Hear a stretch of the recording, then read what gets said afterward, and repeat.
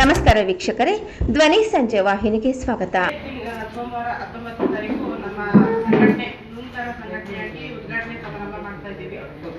ಮತ್ತೆ ಬೀದಿ ಬದಿ ವ್ಯಾಪಾರಿಗಳ ದಿನಾಚರಣೆ ಕೂಡ ಮಾಡ್ತಾ ಇದ್ದೀವಿ ಸೋಮವಾರ 19ನೇ ತಾರೀಕು.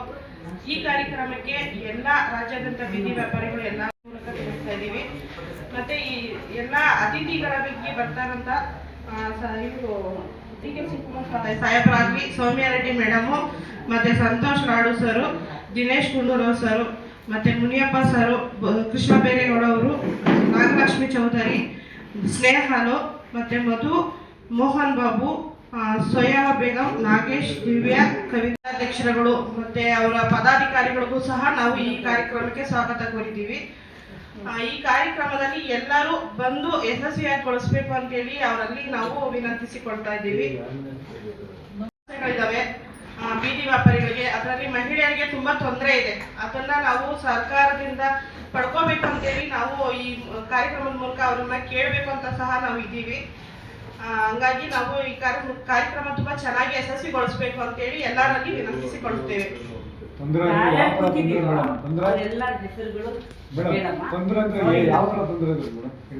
ಈಗ ಸರ್ವೆ ಆಗಿ 1.5 ವರ್ಷ ಆಯ್ತು.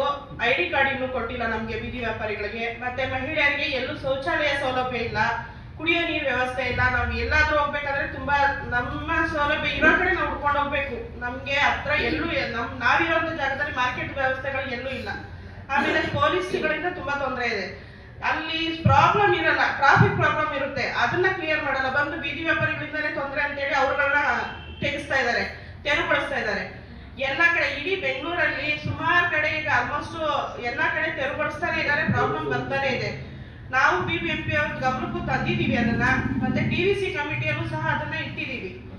ಎಲ್ಲಾ ಕಡೆ ಈಗ ಪೊಲೀಸ್ ತೆಗೆಸ್ತಾ ಇರೋದ್ರಿಂದ ಅದನ್ನ ಸ್ವಲ್ಪ ಮಾತಾಡಿ ಬಗೆಹರಿಸ್ಕೊಡಿ ಅಂತ ಸಹ ನಾವು ಕಮಿಷನರ್ ಹತ್ರನೂ ಮಾತಾಡಿದ್ದೀವಿ. ಅವರು ಅದ್ರ ಬಗ್ಗೆ ಗಮನಕ್ಕೆ ತಂದು ಮಾತಾಡ್ತೀವಿ ಅಂತ ಹೇಳಿ ಹೇಳಿದ್ದಾರೆ. ಮತ್ತೆ ಇದ್ರದ್ದು ಮಹಿಳೆಯರಿಗೆ ಎಲ್ಲಾದ್ರೂ ಒಂದ್ ಕಡೆ ಇದು ಮಾರ್ಕೆಟ್ ಮಾಡ್ಕೊಡ್ಬೇಕು ಅಂತ ಹೇಳಿ ನಾವು ಕೇಳ್ಕೊತಾ ಇದ್ದೀವಿ.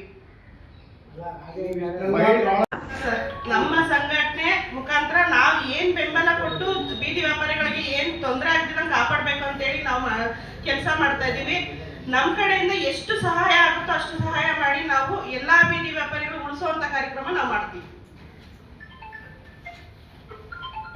ಸರ್ 2014 ಬೈಲಾ ಇದೆ, ಅದರಲ್ಲಿ ಇದೆ ಬೀದಿ ವ್ಯಾಪಾರಿಗಳಿಗೆ ಮಾರ್ಕೆಟ್ ವಲಯಗಳಲ್ಲಿ ಶೌಚಾಲಯ ಮಾಡ್ಕೊಡ್ಬೇಕು ಅಂತ ಹೇಳಿ ಅದರಲ್ಲಿ ಇದೆ.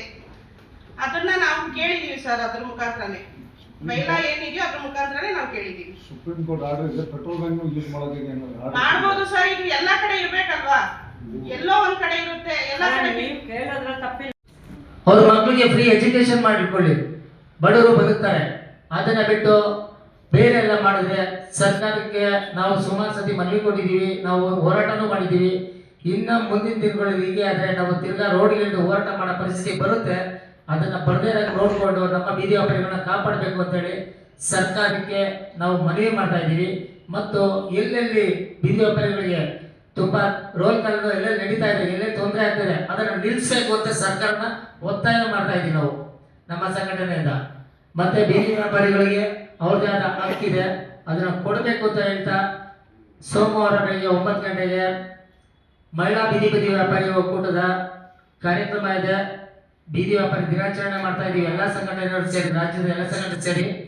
ಮತ್ತೆ ಅವ್ರ ಕಾರ್ಯಕ್ರಮವನ್ನ ಯಶಸ್ವಿಗೊಳಿಸೋದಕ್ಕೆ ಎಲ್ಲ ಸಂಘಟನೆಗಳು ಭಾಗಿಯಾಗ್ತಾ ಇದ್ದಾರೆ. ಎಲ್ಲಾ ಬೀದಿ ಬದಿ ವ್ಯಾಪಾರಿಗಳು ಭಾಗಿಯಾಗಿ ಆ ಕಾರ್ಯಕ್ರಮನ ಯಶಸ್ವಿಗೊಳಿಸಬೇಕು ಅಂತ ಹೇಳ್ತಾ, ಹಾಗೂ ಮೀಡಿಯಾದವ್ರಿಗೂ ಮತ್ತು ಪತ್ರಿಕೋದ್ಯಮದವ್ರಿಗೂ ನಾವು ಕರೀತಾ ಇದ್ದೀವಿ, ತಾವು ಬಂದು ಈ ಕಾರ್ಯಕ್ರಮದಲ್ಲಿ ಭಾಗಿಯಾಗಿ ಆ ಕಾರ್ಯಕ್ರಮನ ಯಶಸ್ವಿಗೊಳಿಸಿ ನಮ್ಮ ಬೀದಿ ವ್ಯಾಪಾರಿಗಳಿಗೆ ನ್ಯಾಯ ದೊರಕಿಸ್ಕೊಡ್ಬೇಕು ಅಂತೇಳಿ ತಮ್ಮಲ್ಲಿ ಕಳಕಳಿಯ ಮನವಿ ಮಾಡ್ತಾ ಇದ್ದೀವಿ.